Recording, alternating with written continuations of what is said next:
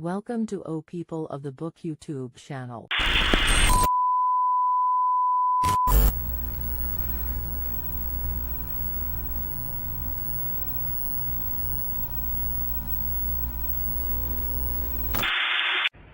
الله أكبر الله أكبر الله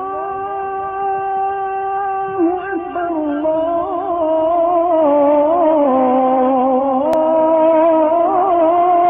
أكبر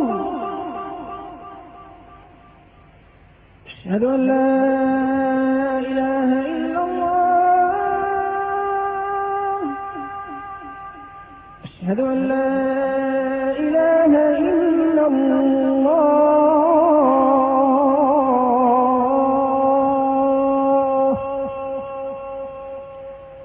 أشهد أن محمدا رسول الله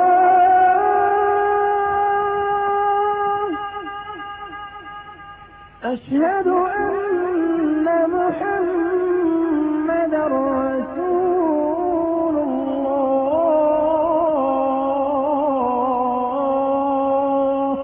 Oh, People of the Book YouTube channel.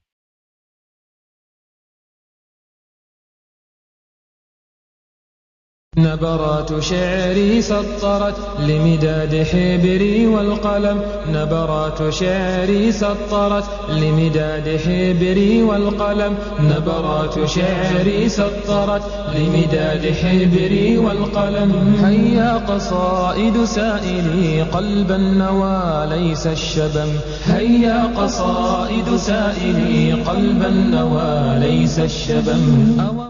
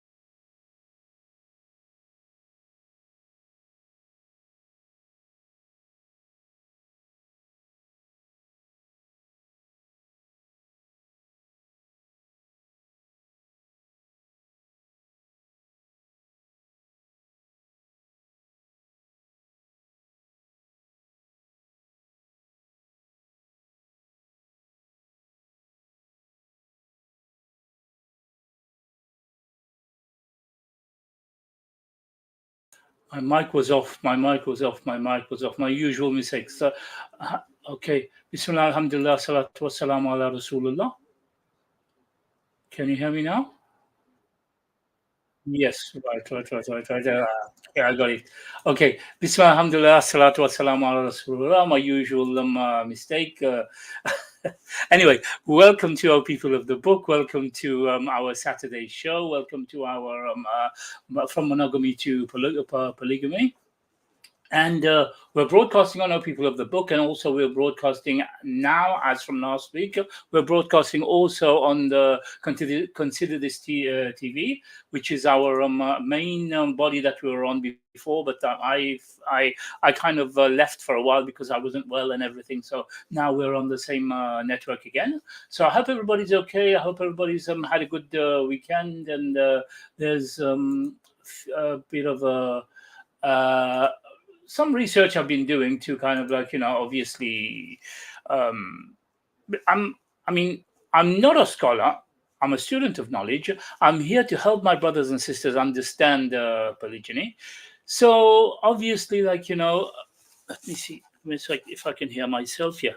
Okay, so I'm actually helping my brothers and sisters to understand polygyny. So the research that I've been doing before we go to the book, I found that although our sisters kind of like, have a hard time with polygyny, but I tend to find that then the African Americans in the US, they seem to have a community that actually supports polygyny. I was surprised to find that actually because you know, as Muslims, we have the Quran. Okay, we have the Quran. We have we have our laws in the Quran. Allah subhanahu wa ta'ala has given us the Quran, and in the Quran there are certain laws that we abide by, and Allah has given us rulings for certain things and everything, and Allah has protected our sisters by allowing polygyny. But we seem to find that our sisters seem to be against it a lot. Yeah. And I'm surprised how I keep finding that the non-Muslims seem to have a polygynous community. Maybe not everything exactly like us, but they seem to accept it more than our sisters seem to accept it. Now, I found a website called Modern Day Polygyny, and there's a couple in there who are a polygynous couple. They're not Muslims, but you will find how much they accept it and how much their belief is close to Islam. I was very, very, surprised by that. Now, they're into polygyny. They're also into polyamory, polyandry, which we are not into that. But I was surprised to find that their stance on polygyny. So I'm going to share that with you. Okay. This is I think the girl's name is Jay and the guy's name is Prince. Yeah, and I'm just going to share that with you, and we'll go through it. As I mentioned, the benefits of polygyny, which our sisters don't seem to talk about. Our sisters tend to talk more of the men having more sex and stuff like that. However, you will find that they're talking of the polygyny for women. Yeah, the benefits for women. So let's go through it, and we'll and encourage people who are in this lifestyle and people who are genuinely curious about this lifestyle. We will not debate with you or go back and forth because this is the lifestyle that we chose. So in today's video, I'm going to be giving you guys a few benefits for women in polygyny. So the first one, we're going to talk about how it provides every woman with a husband. No one has to be single. And there's also a shortage of quality men. Okay, so you see that now, yeah? The first thing he talks about is that every sister finds a husband. So there's there's no shortage. The sisters now that there's more sisters than men. There's more women than men. We all know that. All the statistics prove that. And like I said, I'm trying to find a solution within Islam to kind of not leave our sisters unmarried, not leave our widows and whatever unmarried. And we seem to find that even these people who are not following according to Quran and Sunnah, but they seem to have some of these values with the benefits of polygamy. Yeah, polygyny. So as you see, the benefits of polygyny, and the actual website is called Modern Polygamy podcast. Hats off to them because of the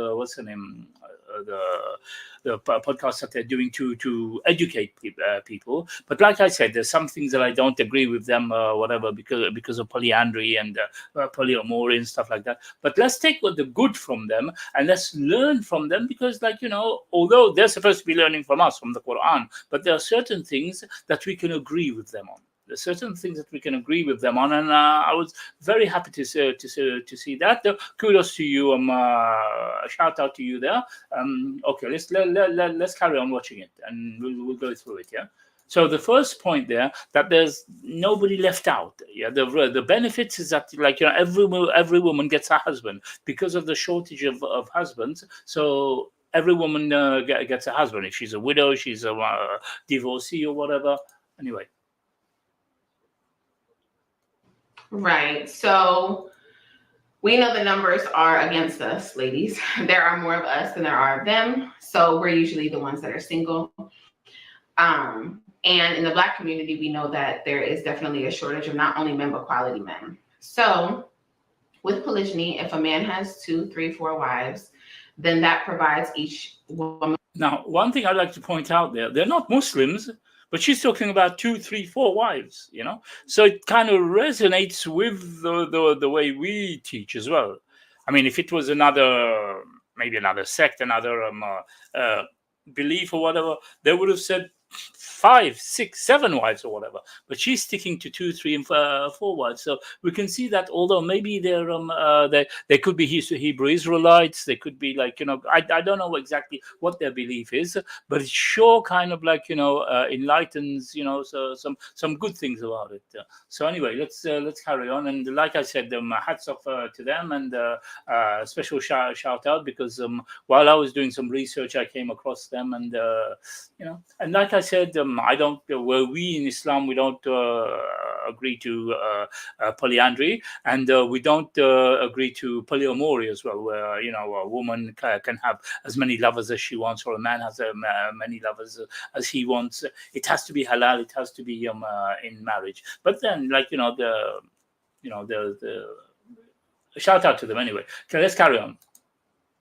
With a husband, and she doesn't have to worry about being single and unprotected in the world that we live in. Right.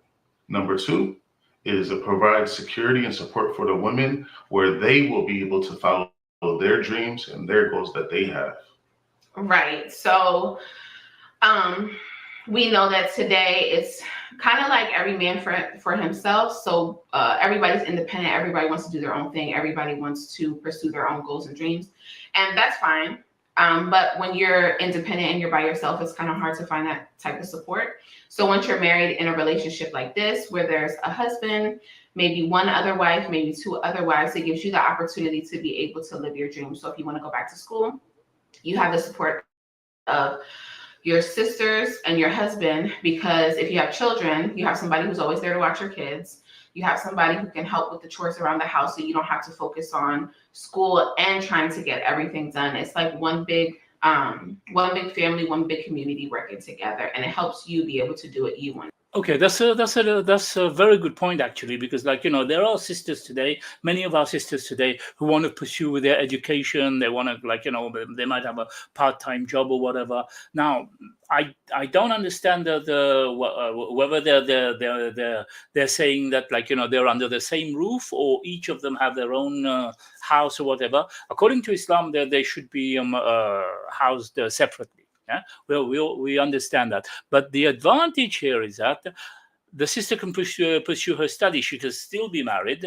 She can still today. You find a lot of sisters put their marriage aside, and they want to go study and you know, get degrees, get diploma, and everything.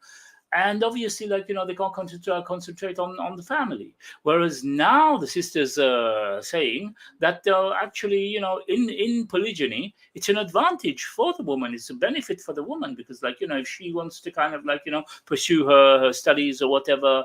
Not that I'm saying that women have to work in Islam, but there are times, like, you know, times are hard nowadays, and, like, you know, one person may not be able to pay the rent. So, like, you know, the other expenses, you know, sorry, not pay the rent. One person may not, the one salary may not be enough to, you know, to go around the family. Now, with an extra, you know, with an extra income, she can provide for, you know, the extras for her children. She can provide extras while the man is providing for her. I'm not saying that, like, you know, I'm going to totally against that now.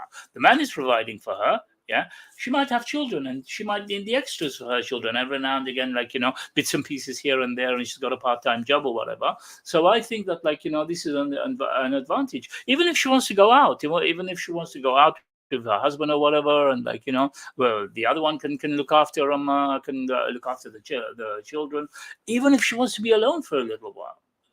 She wants to be alone for a little while, and her husband even, or her alone. She's got somebody who can look after the children, and they can help each other around. Very, very. It's a very good point. Another thing as well. When I watch them, they have some other nice videos. A sister might feel alone. She might be the only person in her family. She doesn't have a sister. She doesn't have a brother or whatever, and she's alone. And maybe her mother's far away from her, or whatever. And she has that company. I was surprised because in another video they talk about jealousy, how to control jealousy. The same thing that we've spoken about already in other lessons, and it's like he's talking of the Quran and Sunnah, how the sisters should hold their jealousy between them. Jealousy is natural and things like that. It's normal and that. And then he mentions that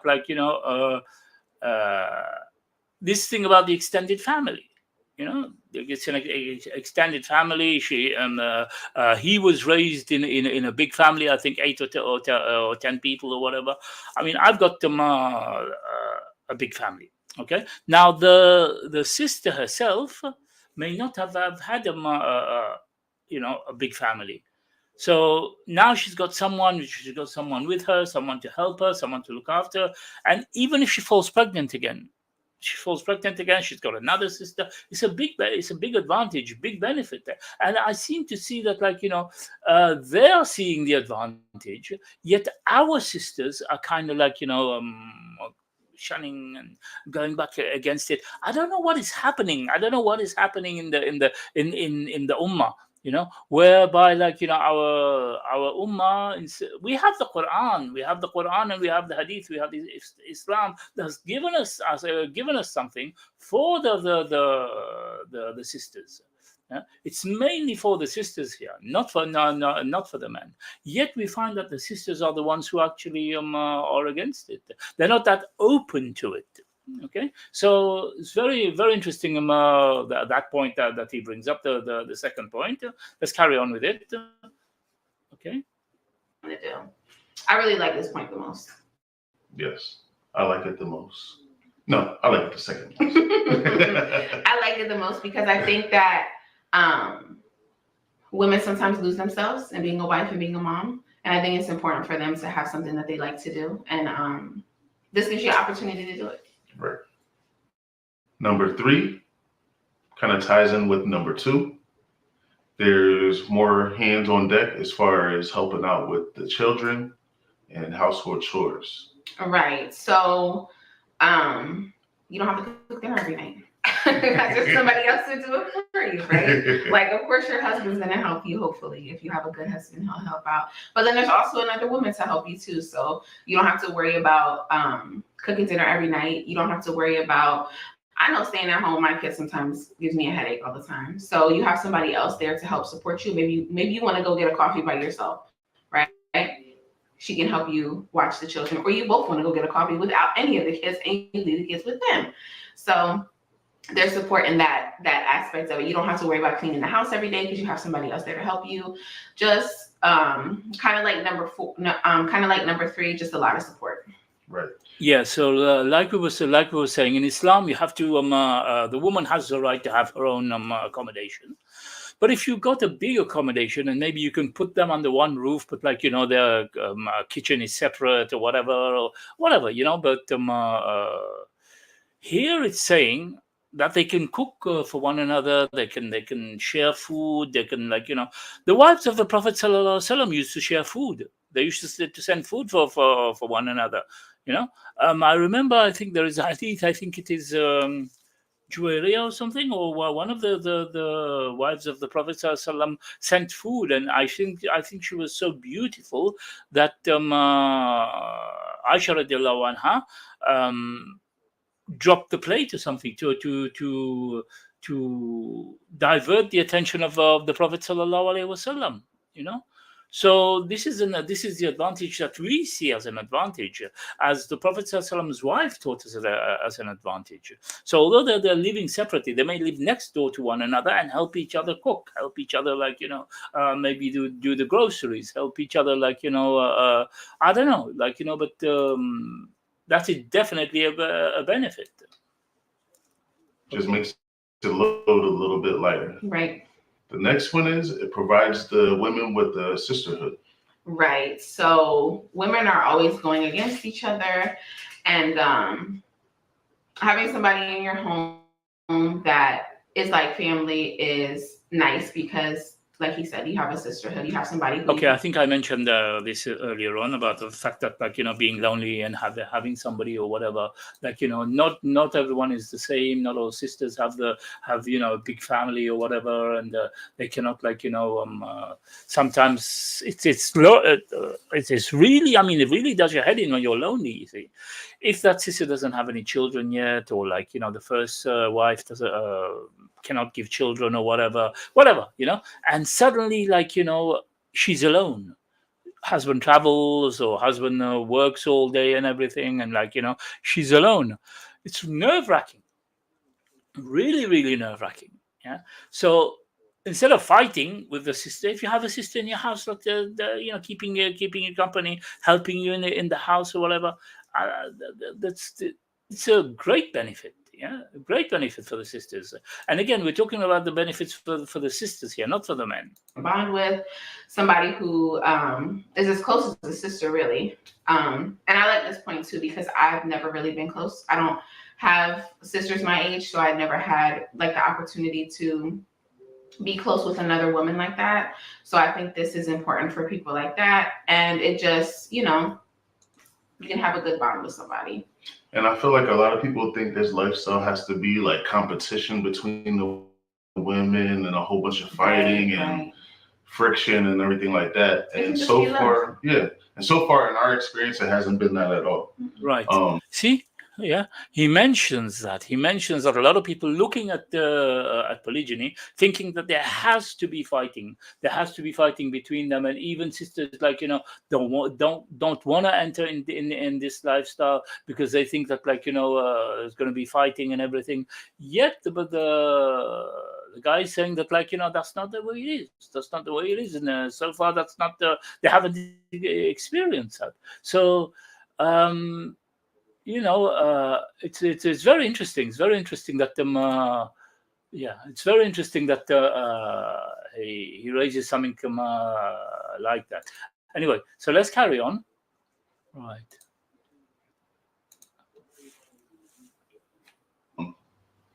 Everyone that we've had in our situation so far has, been pretty. It's been love for the most part. Yeah. So, right. I'd like to mention also, I think they're not alone. They're in the community. This is why they're doing these videos, because they have a community, especially, like I mentioned earlier on, the African American community. There's a lot of them who are actually polygynous.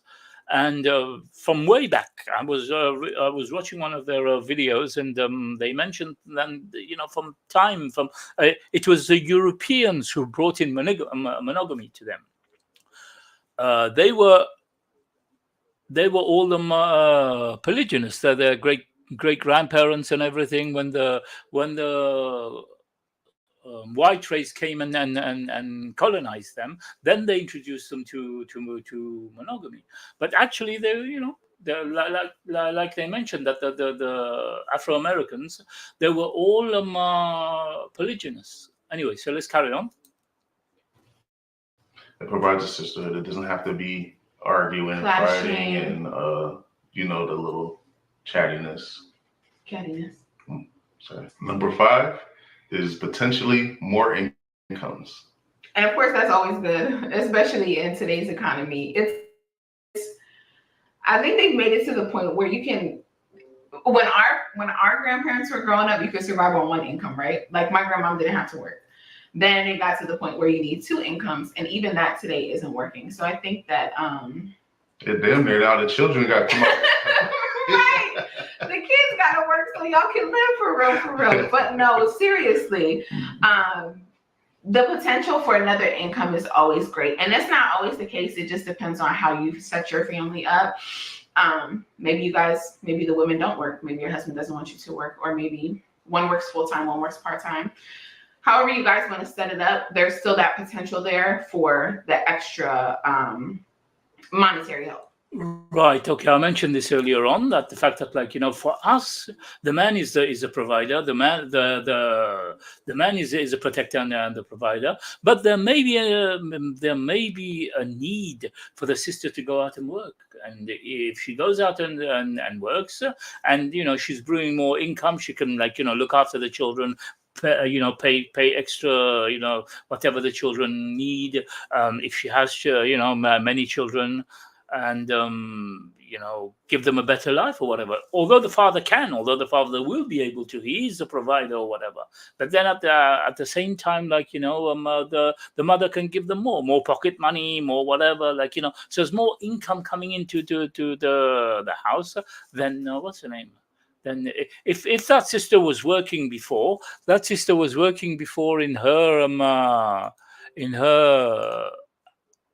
in her house, she was working before, she was having to pay the rent, she was having to pay everything, but now what's happened is that she's not paying the rent, her husband is paying the rent, but that extra money that she has, she can spend that on her kids and her family.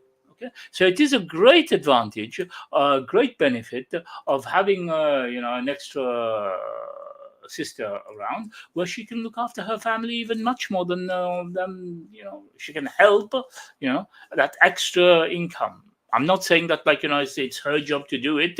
It's the man's job. If he wants to enter into polygyny, he has to be able to, provide and protect. But if this sister's got a lot of children and he's agreed to take her on with her children, then her, with the part-time job or whatever, like, she may be able to provide for these kids even better, kind of thing.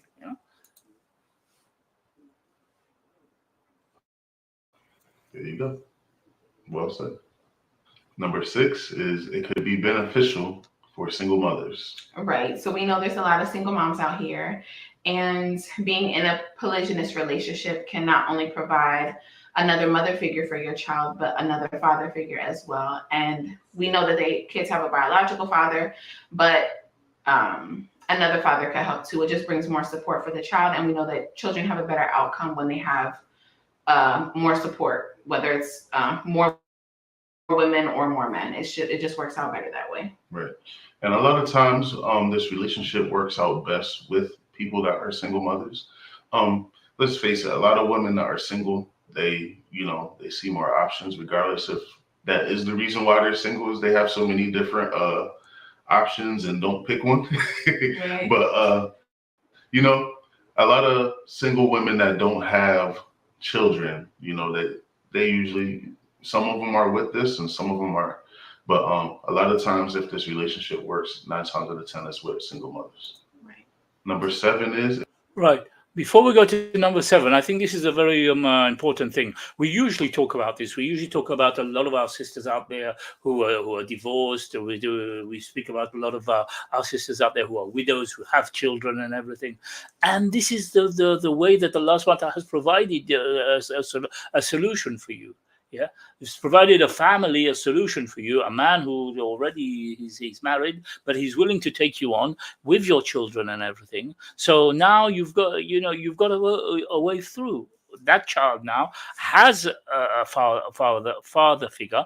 Although I'm not keen on the idea of a man raising somebody else's child. It's very difficult, very, very difficult. Only those who can do it should do it, because there's a lot of things that get in the way, authority and love for the children and everything. There's a lot of things that get in the way. But if you can do it, you do it. There's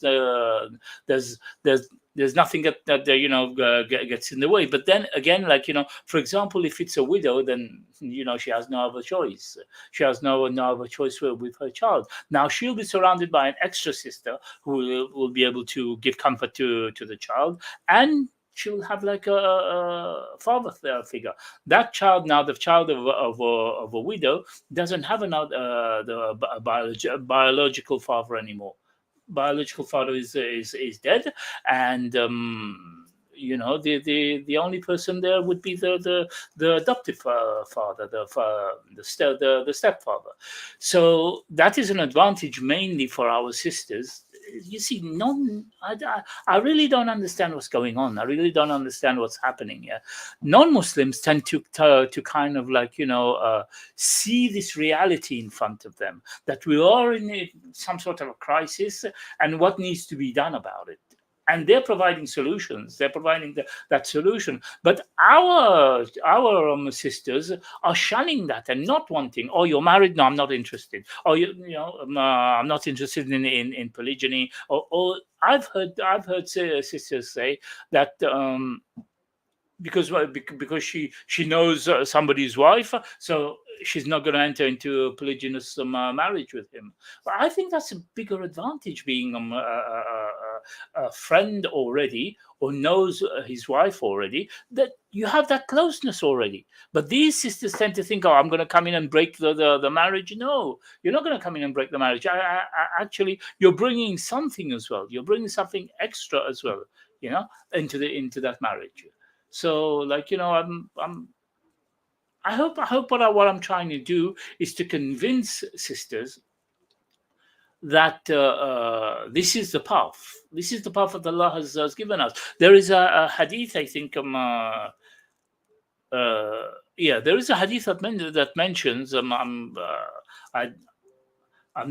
gonna just quote what I can remember, but it says that there is a time that's going to come when one man is going to be taking care of 50 women. Can you imagine that? Now, if there is one wife, she has 2-3 daughters, that's 4 already. Yeah, or one wife, 2 daughters, that's 3 already. Okay. Now, if this man he's got on his side, he's got another 2 daughters. Okay, and his wife. So that kind of piles up. So if the whole community now was doing that, then our sisters would not be devoid of a husband. Our sisters who are divorcees, or our sisters who are widows, will have a husband. This ties up to the first one as well. It ties up to the first one, that all our sisters would be married. Now he's talking about what do you call it? Single mothers. Single mothers, they have a child. Like I said, not many people like to marry single mothers because of the responsibility of another child. But if this is what Allah subhanahu wa ta'ala has written, then go ahead, and then but there are a lot of things you have to sit down and talk about, and then be sure that you're clear about these things before you enter into it. Anyway, let's carry on. To be beneficial to the community, you'll have less fatherless children and less single. Very interesting. Again, very interesting. Now, one thing, Islam caters for the community. Apart from the individual, it caters for the community. Now he mentions the community here. It's not something that is selfish. A man wants to get another wife just for himself or whatever. This is a benefit for the community, and also for the child has a father figure. Yeah, the child has a father figure who, when a father needs to step in, he can step in. If any place that needs a man's role or whatever, and he's the one who can go and sign the child's papers, or take the child to certain schools or whatever. The things that he can do. So this is parents' meetings. Husband and wife, they're together, father and mother, they're together. That has a great influence on a child. Influence on a child. So it's a very good point. Right, and I think that ties in kind of to the last one. So just to piggyback off of what you were saying, I like this one the best because I feel like they'll definitely help the community out by being less fatherless children. And I could go on a whole tangent about this. I feel definitely passionate. I'm very passionate about this. The reason being is I kind of feel that it's part of what's wrong with society today, especially in the Black community. Um, there's a lot of women that are raising young boys, to be men. And I'm not saying that it can't be done, but I feel like, I coached football before. And a lot of those boys out there, their mom was dropping them off, and, you could tell that they just didn't have a man in their, a steady man in the household. I talk about this quite often, like, that a lot of our sisters, like, they're having to raise their children on their own. And yes, again, I mentioned that, like, it would be better if it would be better if the biological father raises the child. And according to Islam as well, if a woman wants to remarry, then she has to relinquish the child to the father or to her, next of kin or whatever. But at least, like, if there's a male, like, in the next of kin, then what's the name? I forgot to mention. I need to mention this, that our brothers our brothers on Clubhouse are actually organizing something at 9 p.m. UK time tonight.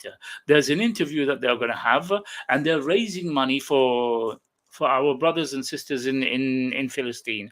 I need to add to that. So if you go right now to Telegram, if you have Telegram, you go to Telegram, and you will see a room called free.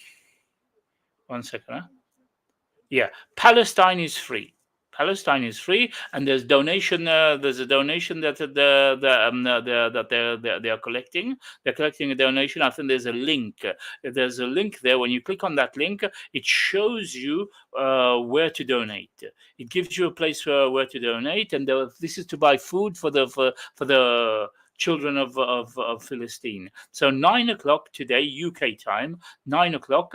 They've got on Clubhouse. You will see it. For those of, and I think it's going to be on TikTok as well. So for those of you who follow TikTok, and for those of you who follow Clubhouse or whatever, here's the actual.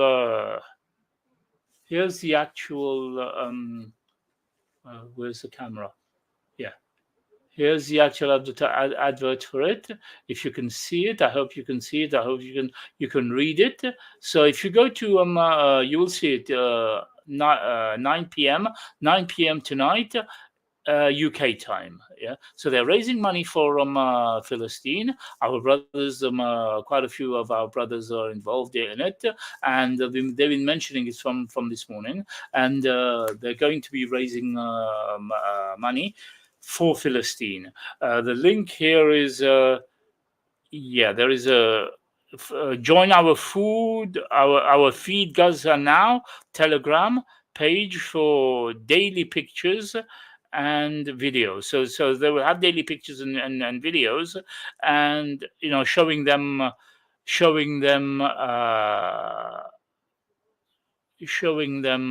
the name,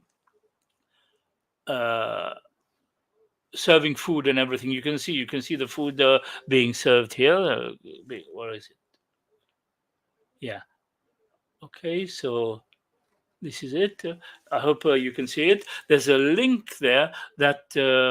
Wait a minute. Let me try and open up my Telegram, and I'll send you the link.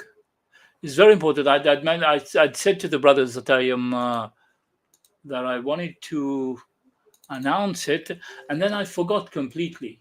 Okay, so if you go to here, you go to where is it? Palestine.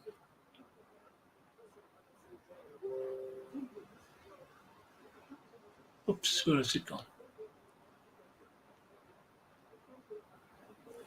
Can't find it.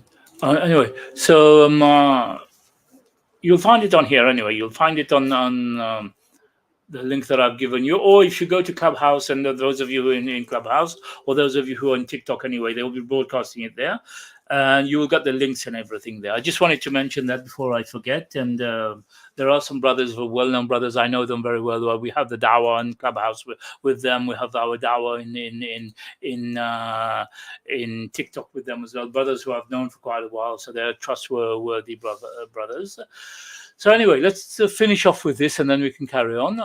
Okay, we've got another 2 steps to go. Okay. Like that, you know, they're not the boys that we used to be when I was younger. Yeah. You know? Yeah, I cut this short on while I was talking about it. You found that a lot of mothers, like, you know, Muslim mothers, even if their children are involved in sports, and, you know, it is them who are having to go and drop their sons. And I did mention last time about a book called The Boy Crisis. I don't know if you've been able to get the book, you've been able to read the book, I don't know. But it's very, very important. It's a very important book about children being raised without a father. Yeah. It's a very, very interesting book. If you can get the book, you can if you can read it. It's very interesting. And he's talking about this, like, you know, about children who, like, you know, are raised by. I'm not saying that the mother doesn't do a good job. Many of our brothers and sisters have been raised by their mother only, but we know that they need a father figure. Okay. You know, like, they can't take any kind of criticism. You can't say anything to them. They feel like you're testing them and you're trying them, and, you know, they don't want to be looked in the eye. I think this is controversial. You see, this is the thing that I'm talking about. If you read that book, it mentions things like this in that book. Yeah, if you read that book, the Boy Crisis, it mentions it, and this is the thing that he's saying. You know, a child who doesn't have a father, you can't look at them in the eye, you can't criticize them, you can't say anything about them. They take it personally and things like that. So that's why it's very important. Like, you know, if they're in a polygamous, they are soft. A lot of these boys are soft out here, right? And like I said, a lot of great women, single women, raise great men. So I'm not saying that it can't be done, but a lot of the times, single women raise men that they wouldn't even want. And I know this might be a little controversial, but it's real. Women are supposed to nurture. That's what we do. So it's not surprising that when we raise boys by ourselves, they're not as tough and they're not as well balanced as they should be, because they don't have that man there to help them. Right. So that is another benefit. You would have a steady man in the household, and you know, help you take care of these kids. Right. Help you reach your goals. Right. And that's pretty much going to conclude today's video. Mm-hmm. So please like, share, subscribe, and comment down below. Okay, I think we can stop this here. And shout out to them anyway. So for the work that they're doing. And like I said, I'm not, like, you know, I don't follow them 100%, because there are certain things that they subscribe to that we don't as Muslims. But for this, like, you know, shout out to them. It's called the Modern Polygyny podcast, and they're doing a good job. Thank you. This is to show our sisters and everything, like, you know,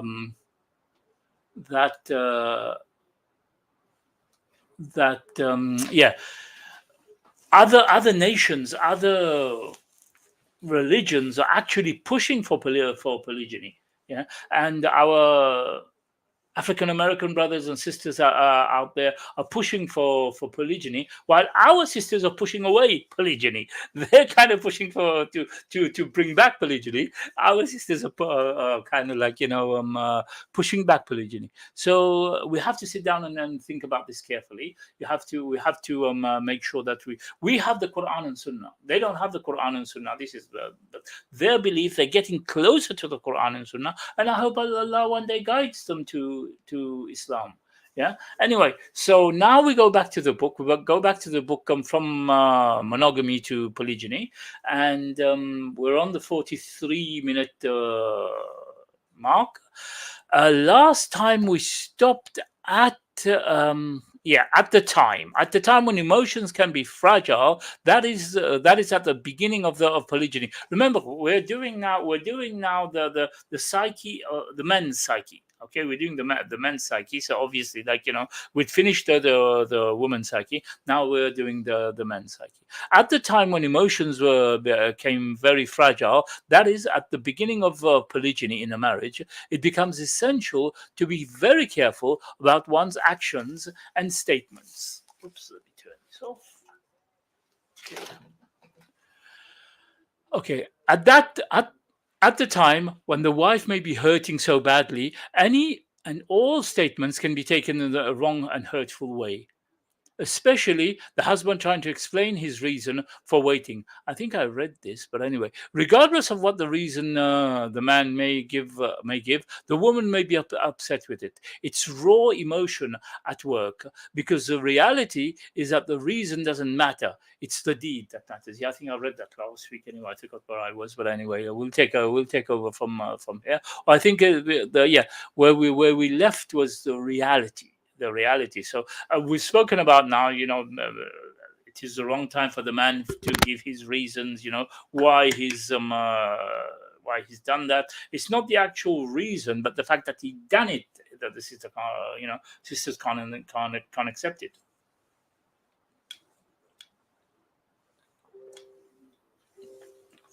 Okay, so let's go back to this. Yeah. So for those who've got the book, who are following me, it's page 99, I think we left off. The reality is that if it weren't for polygyny, many women wouldn't be questioning their abilities. Confidence is a mental exercise. It may be it may take a little effort to rebuild it, but everyone is more capable of doing that. A lot of getting over polygyny and gaining confidence is drawing upon the willpower and strength. Standing at the bottom of the mountain, it may seem a long and strenuous way to go, but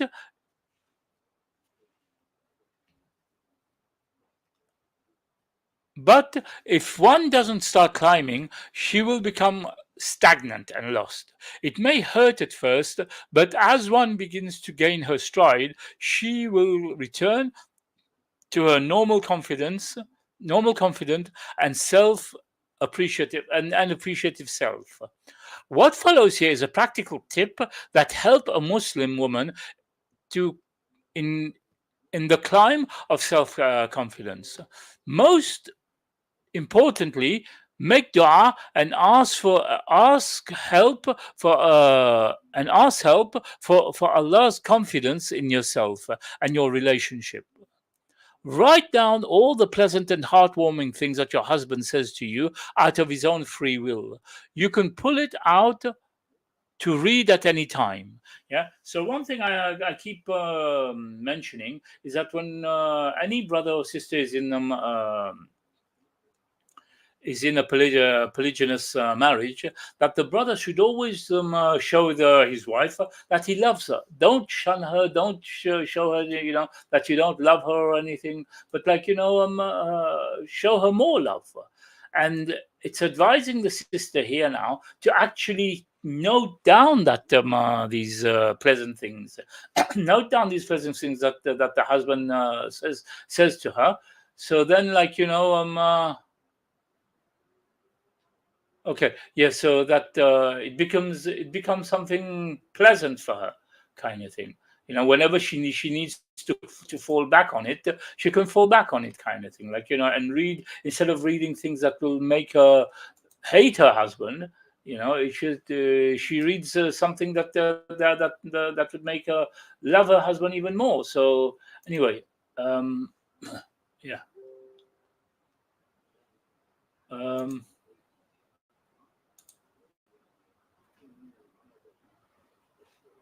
Right. So,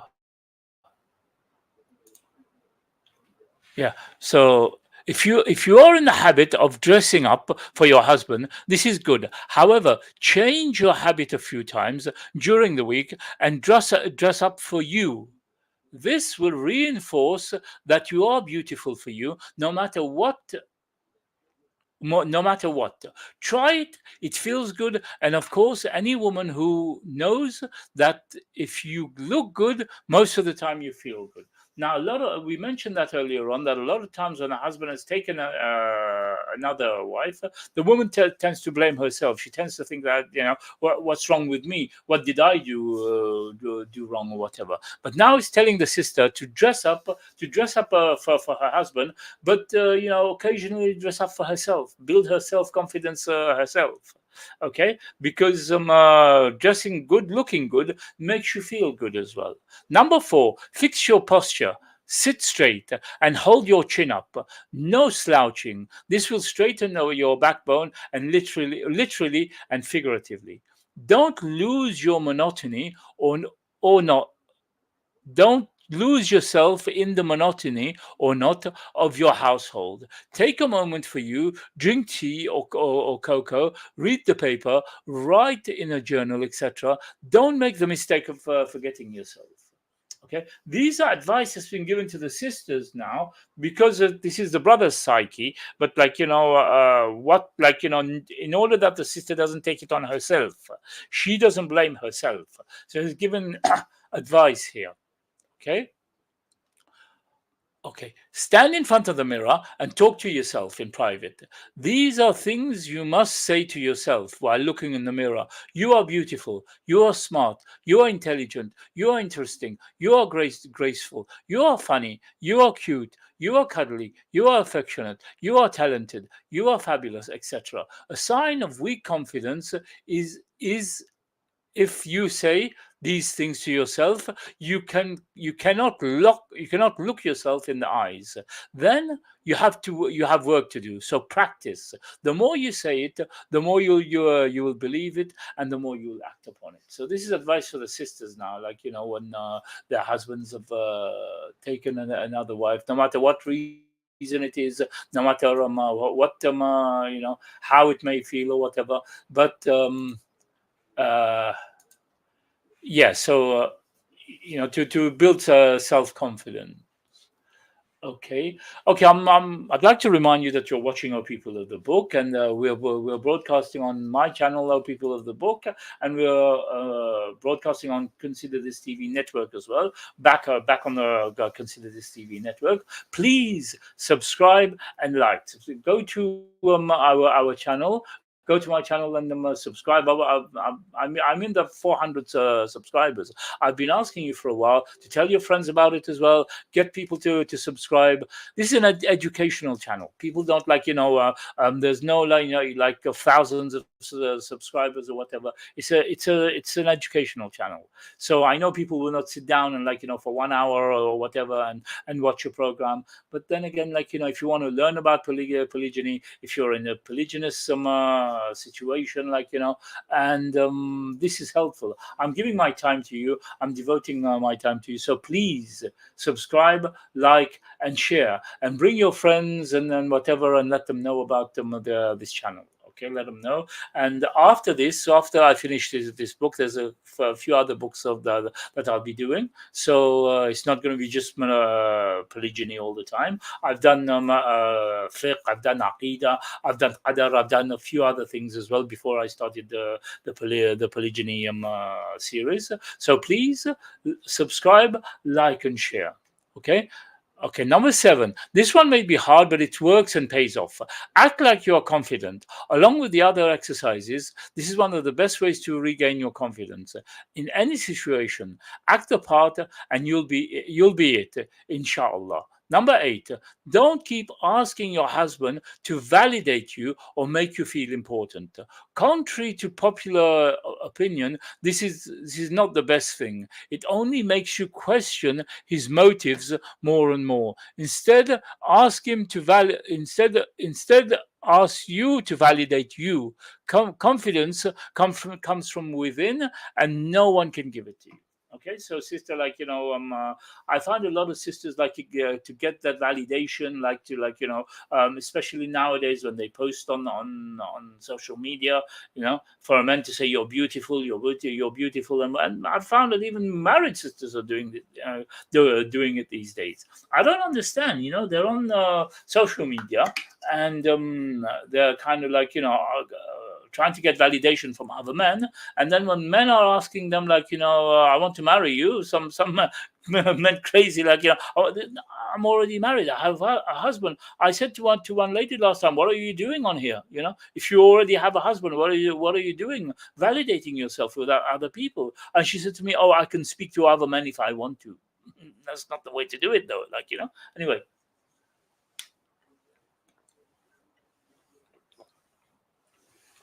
She was not a Muslim, but still. But anyway, I think she was a Muslim or not. I don't know. Anyway, let's move on. Write down all things that you want to change about yourself. Be careful not to use the words don't like when talking about yourself, and view it as a goal list and a task list. Start with the easiest thing to accomplish and get to work. As you begin to check off the list, it'll give you tremendous confidence.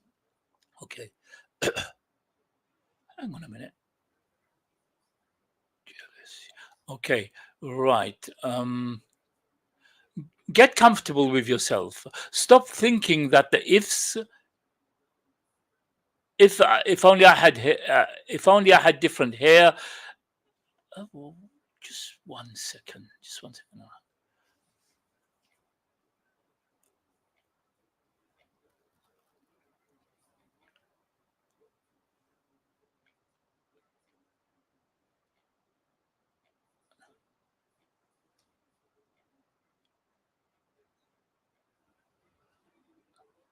Okay, right. Because we're coming to a point that we've done already, and I saw that as the next title, and I thought that I'd done that already.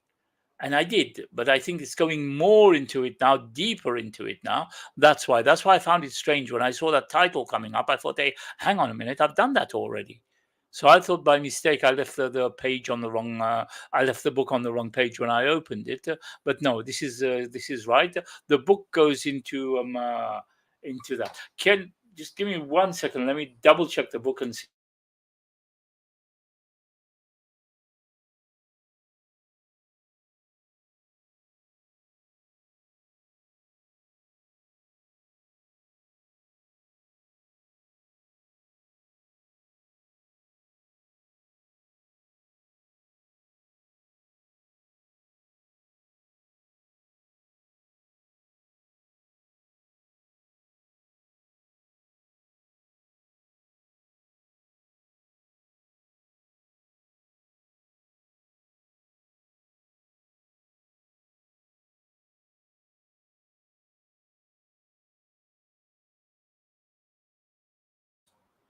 Yeah, it's right. It's okay because it goes into it again. It goes into it in more depth.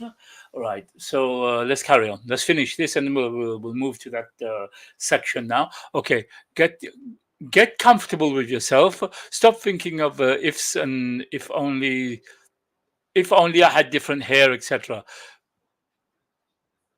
You've only got you, and in order to have true confidence, you must look at yourself and say, yeah, again. The more you think it, the more you feel it, and the more you act it.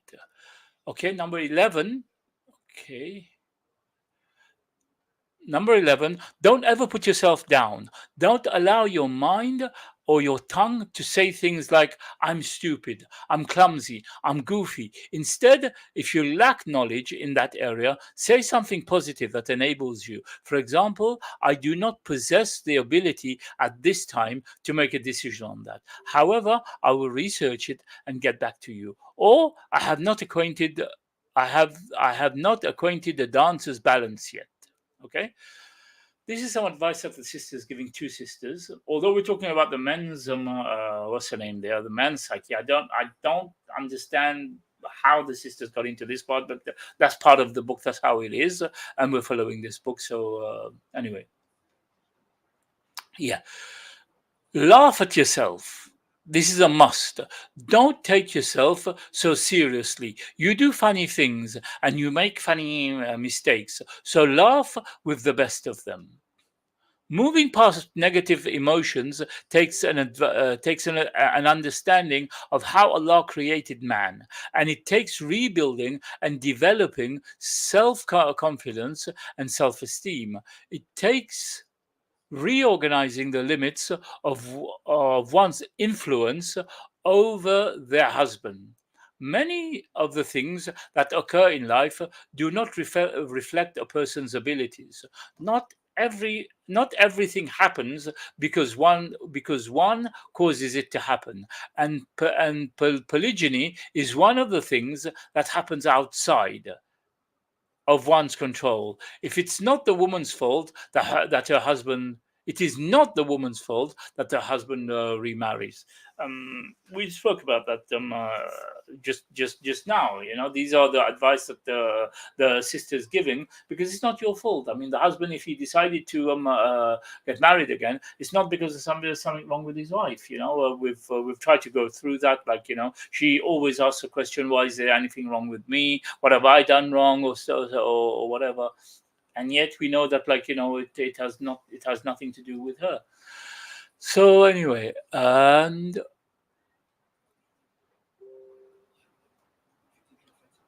rather, polygyny is an innate practice common to the male sex, and it is not something for which a woman should blame themselves, for which women should blame themselves or doubt themselves, or for which they should feel sorry for themselves. So, like I said before, I mentioned to sisters, you should not ask a man why he wants to take another wife, because he does that's part of the male practice of it's common that, like, a man would want another wife, and it is part of the way Allah created him. So don't blame yourself. Don't blame yourself. Don't blame the way you look, the way you feel. Don't put doubts in yourself. The importance of confidence cannot be underestimated. Confidence not only gives a woman the ability to be content with and satisfied with polygyny, but it also gives a woman the inner strength to control jealousy and resulting emotional outbursts. This is because part of jealousy is a result of feeling threatened. By defining jealousy includes a fear of being replaced, as well as we will see in the next chapter, inshallah, i.e., a threat is perceived. However, with confidence, there is no threat. It doesn't matter if the co-wife is the most perfect woman in the world, as she is not a threat to a woman who is confident and herself and relationship with her husband. That's very important here now, because, like, we've spoken about that jealousy part before, and now it's going to go in depth into jealousy. That's why I was a bit confused when I was looking at the chapters. I thought I hadn't done this. I thought I'd done this bit before, but now she's going to go more into jealousy. Yeah, a look into jealousy. Yeah, and she explains here, the writer explains here, that by definition, jealousy includes fear of being replaced. So a woman feels fear that her husband's going to replace her. But there's a lot of men who actually make this mistake. They go into polygyny, take another wife, and then what they do is they mistreat the first wife, and then leave her. Leave her for this new wife. Whether it's pressure from the new wife that makes him do that, or whether he himself decided to do it, we don't know. But we get a lot of sisters who come and complain in the groups that we're in, who come and complain that my husband got another wife, and he started treating me badly. She started treating me badly as well, and he left me. So these are the things that, like, we have to be very careful about, and sisters as well. Like, if you can control your jealousy, then you will be the one who will be the winner. However, with confidence, there is no threat. So if you are confident, you've built up your confidence, then you don't have that threat. You don't play into the games that is in front of you. I'm not saying it's games, but I think you understand. My ears is getting blocked again. However, with confidence, there is no threat. It doesn't matter if the co-wife is the most perfect woman in the world. Even if she's the most perfect woman in the world, you know your place. You know that, like, you are a great woman as well. You've achieved so much as well. So don't let that be a threat to you. Okay. Yeah, so she's not a threat to a woman who is confident in herself and confident in her relationship with her husband. Like I said, as long as it's not one of those husbands who, brothers, I keep warning you about these things. Don't get into a polygamous marriage, and then you end up mistreating your wife, who you've been with for so long, and you end up getting rid of her. For that new sister. This is what polygyny is about, for keeping the family together. That video that we watched earlier on from non-Muslims, you can see how they're talking about the community, the family, building more, bring more people in the family, how the benefits of it for the wife. So we need to know how to keep that family together. Okay, this is because she trusts herself and her husband and the strength of their relationship. Thus, there is a key connection between confidence and jealousy. Okay, the next chapter now, this is the chapter that I was questioning earlier on. We've done about jealousy before, where she's spoken about, like, how to control jealousy and everything. The sister who wrote the book, sisters who wrote the book, mentioned about the Sahabiya and everything, and the way they controlled jealousy, the wives of the Prophet Sallallahu Alaihi Wasallam, how they control jealousy. But now this chapter on page 103 says a look into jealousy. So we're on the 105 mark, and I'd like to remind you again that you're watching O People of the Book. You're watching me on my channel, O People of the Book. Plus, you're watching me now on Consider This TV. And please subscribe, like, and share. I forgot to put this banner on to remind you to this one.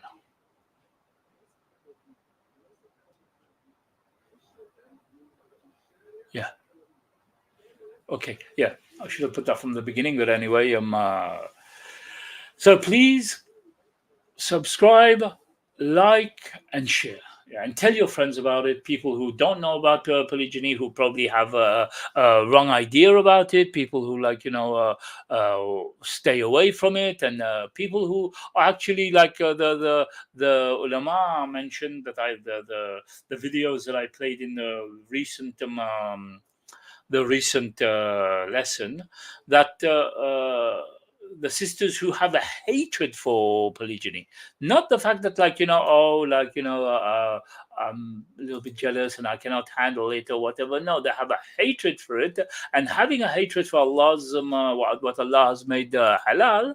Then we went through it last week, didn't we? You don't want to you don't want to fall into kufr, disbelief, for something like that, but you'd rather fall into absent-minded, or you may not be happy about it, but you're still making sabr or whatever. But when you put your foot down, I hate polygamy, if my husband goes into it, I'll kill him, I'll do this, I'll do that, then this is what you have to be careful of. Yeah. So all that we'd gone through before. For those of you who are new, if you go back from the beginning, maybe you can start from the beginning and then come through. There's a lot of things we went through, a lot of different books I've been finding every week, and we've been going through different subjects as well. Oh, and by the way, next Saturday, I think, is Arafat. So I'm not sure whether I'll be doing the show, being Eid the next day and whatever. So I doubt it, but I'll see. If it's just Arafat and obviously fasting and everything. So Yom Arafat, obviously, for those of you who can fast, you fast. For those of you who can fast this whole 10 days, for those of you who can fast, please do. Maybe Allah subhanahu wa ta'ala will soften your hearts. Maybe Allah subhanahu wa ta'ala through fasting will bring you this spouse that you're looking for, this exceptional spouse that maybe will change your life in polygyny. Keep getting blocked ears now. Yeah, so a look into polygyny. We'll just go into this one page quickly. We won't take long with it, and then maybe we'll start the other page next week. Okay. When discussing polygyny, the topic of jealousy is inescapable. Jealousy is often used as an excuse for disliking polygyny. Okay, so I mentioned that the issue of disliking polygyny. You can dislike, other things, but the fact that Allah in the Quran has mentioned that if Allah and His Prophet has decreed something, who are you to have an opinion on it? Allah's made it clear in the Quran. Yeah, so you cannot dislike the actual thing that Allah has decreed. Okay, and is seen as an obstacle to finding peace within. Okay, we all have an idea as to what jealousy is and its role, but looking deeper into the topic of jealousy can shed more light on it and enable us to gain a broader understanding of it as well as benefit from it. Okay, we were looking at the benefits earlier on, benefits of polygyny, and we can see that being able to control it and everything, control jealousy, we'll find benefits in it. Jealousy is defined as a jealous attitude, and the word jealous, as defined by the American Heritage Dictionary, means fearful or weary of being supplanted, apprehensive of loss of position or affection, resentful or bitter in rivalry, envious, positive, watchful, vigilant, protective, solicitous, concerning or arising from feeling of envy, apprehension or bitterness, intolerant of disloyalty or infidelity, autocratic. So all these words are being given under jealousy. Now, obviously, that this sister now gets jealous because she thinks that her husband's going to replace her by somebody else. Yeah, we've spoken about that earlier on. How she must do to avoid that. Yeah, how she must do to kind of gain more confidence and everything. Okay, so let's just see. Yeah. So, like I said, I'm not a scholar or anything, but if you do have anything that I can answer, and pertaining to the actual subject itself, then if you can put your questions in, and we'll look at it and see. Okay, 1 second, please. Give me 1 second.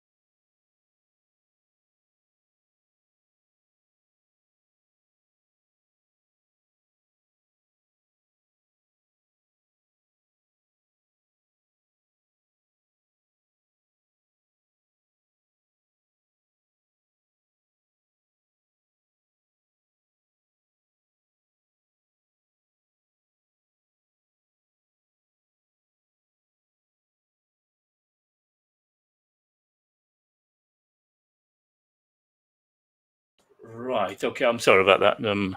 Right. Okay. So, as we were looking into jealousy, a deeper look into jealousy, and we got the definitions of jealousy. So, 113 now. We just do another few lines, and then we'll finish here. Okay. There are different types of jealousy depending on who possesses them. According to a prophetic narration, even Allah is jealous. But this jealousy is certainly not our human not as our human jealousy is, because Allah is nothing like His creation, nor does He have any faults whatsoever. So the meaning of Allah's jealousy must be distinguished. The Prophet ﷺ said, O community of Muhammad, by Allah, there is no one more jealous than Allah of a male or female slave of his who commit adultery. O community of Muhammad, by Allah, if you knew what I knew, you would laugh little and weep much. Okay? This is narrated by Aisha radiallahu anha and recorded in Al Muwatta Imam Malik. Let me go through that again for those who didn't understand, thinking that we're attributing jealousy to Allah subhanahu wa ta'ala. It says here that there are different types of jealousy depending on who possesses it. And according to prophetic narration, according to the hadith of Rasulullah sallallahu alaihi wasallam, even Allah is jealous, but this jealousy is certainly not like our human jealousy. Yeah, because Allah is nothing like His creation. Okay, so is nothing like His creation, nor does He have any faults or whatsoever. So the meaning of Allah's jealousy must be distinguished. The Prophet ﷺ said, "O community of Muhammad, sallallahu by Allah, there is no one more jealous than Allah of a male or female slave of his who commit adultery. O community of Muhammad, by Allah, if you knew what I knew, you would laugh little and weep more." Okay, so Allah's jealousy is His anger when somebody transgresses His prohibitions or when His honor is challenged. Okay, Abdullah Al-Ansarin, Assalamu alaikum wa rahmatullahi wa barakatuh, and welcome. Okay, you've come in the last minutes. We're going to finish in about 15 minutes, but you can go back and watch the rest. The jealousy of man is similar in that respect. It also can be referred to as his anger when he's challenged with regards to his wife. If someone sees her or intends to seduce her, then this is a matter of the husband's honor. The resulting anger is termed his jealousy. The jealousy of a woman is little different. It consists of anger at the presumed insult to her honor and at presumed usurping of a possession, that being a man. Okay, so the man's possession, the man's jealousy is different, and the woman's jealousy is different. Yeah, the man's jealousy is when his wife is being seduced, or this is his honor. You have for example, men who don't have any honor, who don't have any honor, who don't have any jealousy. They're called the youth in Arabic. They're called the youth. Those who don't have any honor when somebody is looking at their wives, or their wives are dressing the way they want or whatever. So you have some men who don't have that type of jealousy in them. They don't care if the way their wives are dressed. But for a normal man, this is the husband's honor. Okay, his wife is his honor, and the jealousy comes from his honor. Whereas a woman, it says, the jealousy of a woman is a little different. It consists of anger as well. Anger at the presumed insult to her honor and at the presumed usurping of a possession that is her man. And it includes a scene of sadness, fear of being replaced, and feeling of resentment and envy. Okay. Then there's jealousy for the sake of Allah. This type of jealousy consists of anger at the disobedience of Allah, the committing of shirk, or any type of attitude that involves pride. Against admiration, esteem, and respect of Allah. These are all very important distinctions to understand as we begin our discussion on jealousy. So this part of the book now is going into jealousy. Like I said, we saw it in the previous sessions. Now it's going deeper, it's digging deeper in jealousy. Okay, we'll stop here. Like I said, I don't like to kind of like stay too long, because obviously like a lot of people's attention span, a lot of people's concentration span these days is not very high, and people get bored easily. But this is a class. And like I'm not a scholar, but I'm a student of knowledge. I've studied the deen and whatever, and if I can share it with my brothers and sisters, it's my responsibility. So a class would take that long. It'll take an hour, because you have to dissect, you have to open, you go through the book and dissect and explain and whatever. It's not like the shorts that we have on YouTube, or the shorts that we have in TikTok, where in 5-10 minutes you're going through that. No. So this is why, like you will see that these are long lessons. And if you want to start from the beginning, you can go to the beginning. You can go to the YouTube, and then go into the playlists. We have them all in the playlist. The different we have the Aqidah, we have the fiqh, we have the polygyny series as well. So we'll stop here. Yeah, next week. If we're on next week, like I said, next week is Arafat. If you see advertised during the week, then maybe I'll change my mind and I will be coming on for Arafat. If not, then the week after. And we're going to start with is jealousy bad? Okay. Is jealousy bad?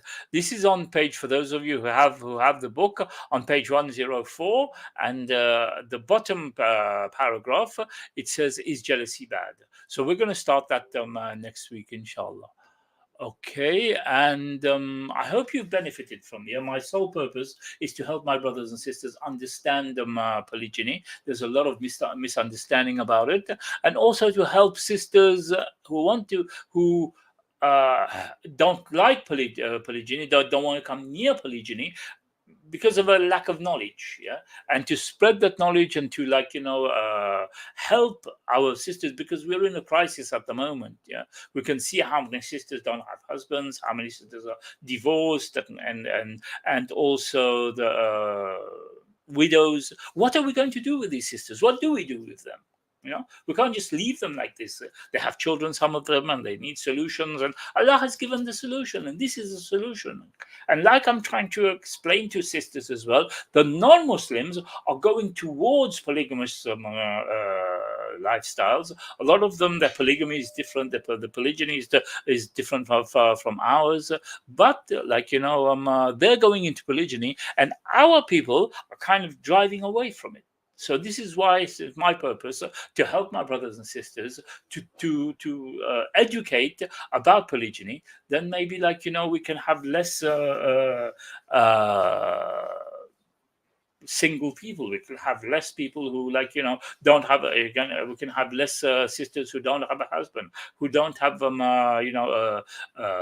stepfather for their children. So anyway, I hope you have benefited from this, and whatever wrong has come from me, and whatever good you got from there has come is from Allah. And again, you've been watching our People of the Book, and please subscribe, like, and share. And also, you're watching on Consider This TV. I'm back on the network as well, because now I know what I'm doing. I know I'm surely going to be staying, inshallah, staying on my YouTube channel because of illness. I wasn't on for a while, but now I've decided that I'm gonna come back. So you'll find me on the network, Consider This TV, and also our People of the Book. So I will end here, and inshallah, if we don't meet next week, you have yourselves a nice Eid, and don't eat too much, and enjoy yourselves, inshallah. And if you're thinking of going into a polygynous situation, then please educate yourself. My channel is there, and you can just go through each and every one. And if you have a question, you can put it in the comments, and we can look into it some other time. In the meantime, Jazakallah khair, and Assalamu alaikum wa rahmatullahi wa barakatuh. Subhanakallah wa bihamdika, ashhadu an la ilaha illa anta, astaghfiruka wa atubu ilayk. Subhana rabbika bi izzati amma yasifun, wa salamun alal mursalin, alhamdulillahi rabbil alamin. Assalamu alaikum wa rahmatullahi wa barakatuh.